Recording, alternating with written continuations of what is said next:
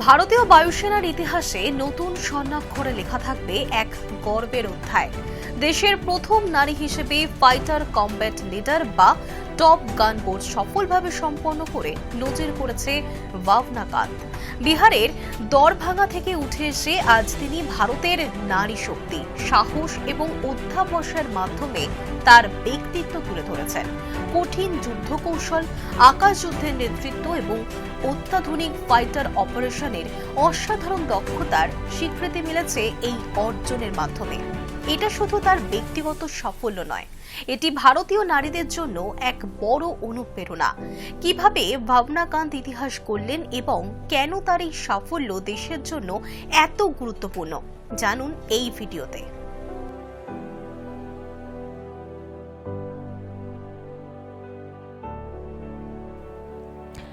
ভারতীয় বায়ুসেনার ইতিহাসে সবসময় এমন কিছু মুহূর্ত আসে যা শুধু একটি বাহিনীর গৌরবই নয়, গোটা দেশের আত্মবিশ্বাস এবং সমাজের মানসিকতার পরিবর্তনের প্রতীক হয়ে ওঠে।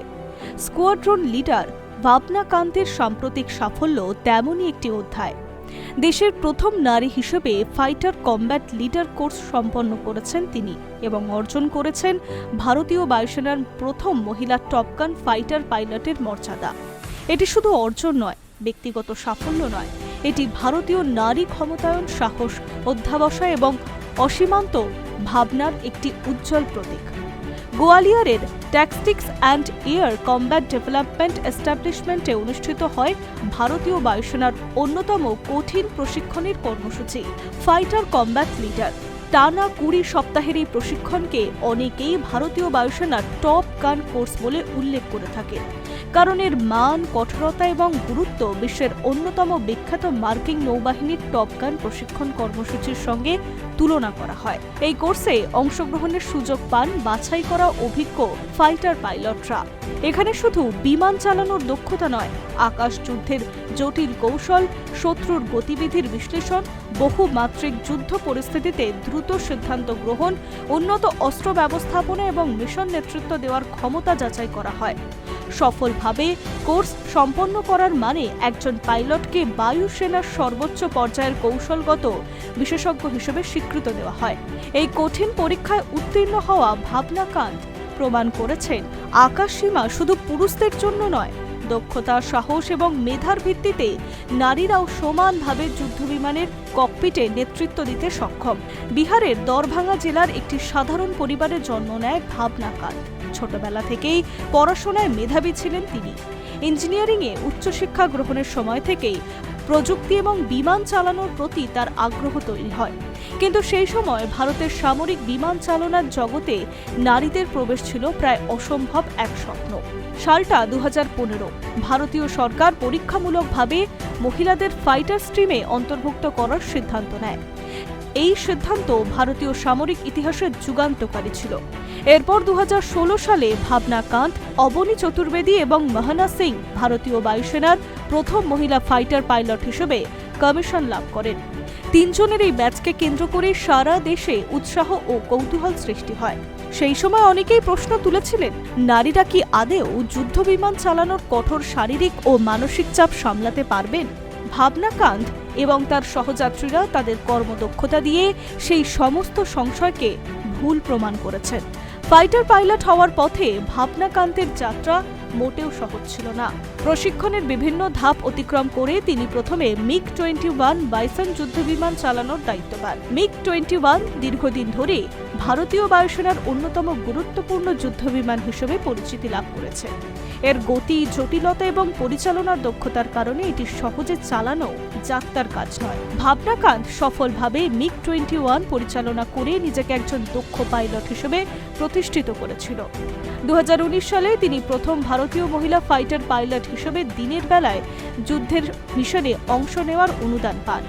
এটি ছিল তার ক্যারিয়ারের আরও একটি গুরুত্বপূর্ণ মাইলফলক। বর্তমানে তিনি ভারতের অন্যতম শক্তিশালী যুদ্ধবিমান সুখোই 30 MKI পরিচালনা করেছেন। এই বহুমুখী যুদ্ধবিমান দীর্ঘ পাল্লার আক্রমণ, আকাশ যুদ্ধ এবং কৌশলগত অভিযানে ব্যবহৃত হয়।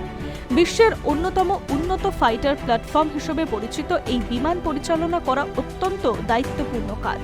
টপ গান শব্দটি শুনলেই অনেকের মনে হলিউডের জনপ্রিয় চলচ্চিত্রের কথা মাথায় আসে, কিন্তু এটি বাস্তবে একটি সামরিক প্রশিক্ষণের ধারণা।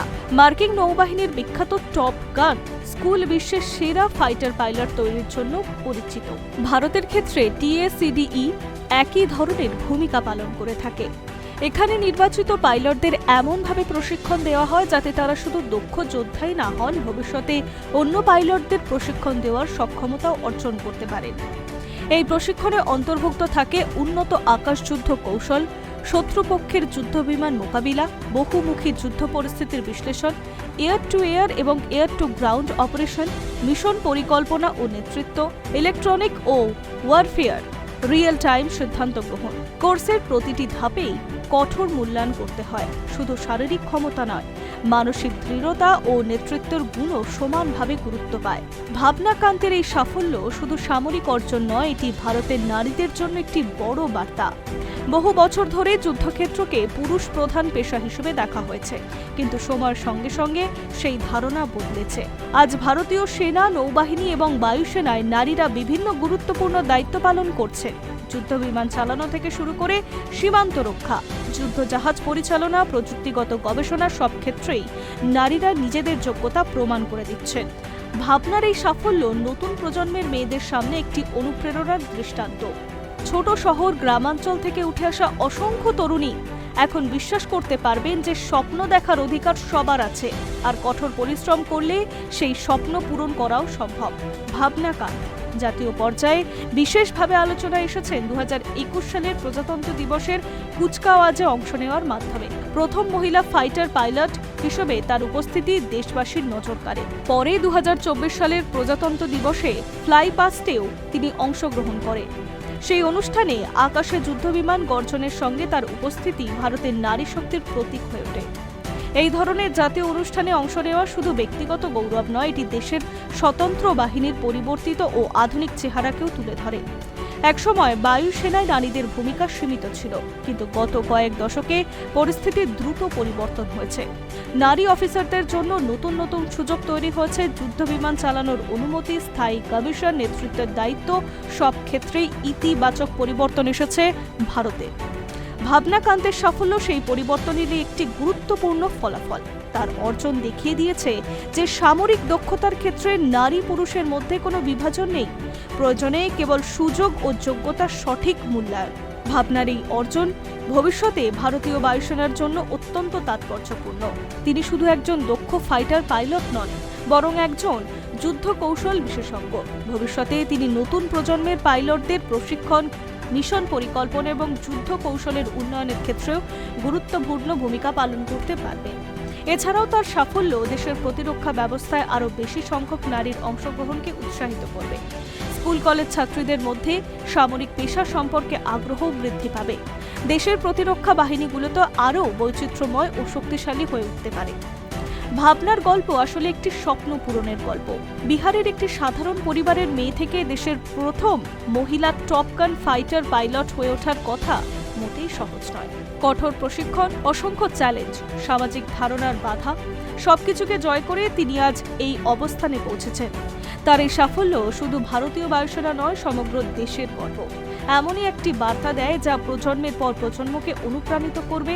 সাহস থাকলে আকাশেরও কোনো সীমা হয় না। ভারতের আকাশ সীমা রক্ষার দায়িত্ব পালন করতে করতে ভাবনা কান্ত আজ ইতিহাসের পাতায় নিজের নাম স্বর্ণাক্ষরে লিখে ফেলেছেন। দেশের প্রথম মহিলা টপ গান হিসেবে তার অর্জন ভারতীয় নারীদের অদম্য শক্তি, মেধা এবং নেতৃত্বের একটি অনন্য উদাহরণ হয়ে থাকবে। ভবিষ্যতে অসংখ্য তরুণীর কাছে তিনি হয়ে উঠবেন স্বপ্ন, সাহস এবং সাফল্যের প্রতীক। High news network.